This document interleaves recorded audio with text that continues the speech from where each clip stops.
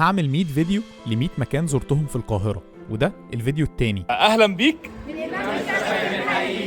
الجامع سهل جدا توصل له، لو انت ناحية قلعة صلاح الدين او جامع السيدة عائشة تقدر تركب من هناك اي حاجة توصلك لغاية جامع الامام الشافعي. زيارة الجامع مجانا لكل الجنسيات، وبيكون مفتوح طول اليوم لغاية بعد صلاة العشاء. لو هتروح مع اسرتك حاول تبعد عن يوم الجمعة علشان الزحمة. الجامع ده اتبنى سنة 1176 هجري 1762 ميلادي، اتجدد في عهد الخديوي توفيق وعباس حلمي الثاني، وخد المساحة بتاعته الكبيرة. حاول تبص على كل تفصيلة حواليك هتنبهر قوي، وقبل ما تدخل المقام شوف تفاصيل الباب الخشب والمقصورة جوه والقبة بتاعة المقام، كل حاجة واخدة حقها، سواء من النقوش المكتوبة أو حتى شكل القبة من بره. دايما أي حد بيجي مصر بيطلب مني أوديه هناك يزور جامع الإمام الشافعي. أما بالنسبة لقصة الإمام الشافعي فله قصة كبيرة جدا مع المصريين نحكيها في فيديو تاني، ولكن لو أنت من القاهرة لازم تزور الجامع ده. دي كانت تجربتي في جامع الإمام الشافعي. لو رحته قبل كده اكتب لي رأيك في كومنت، ولو عايز تقترح عليا مكان أروحه اكتبهولي برضه، ولو بتحب الأماكن القديمة والسفر ما تنساش اللايك والشير والفولو.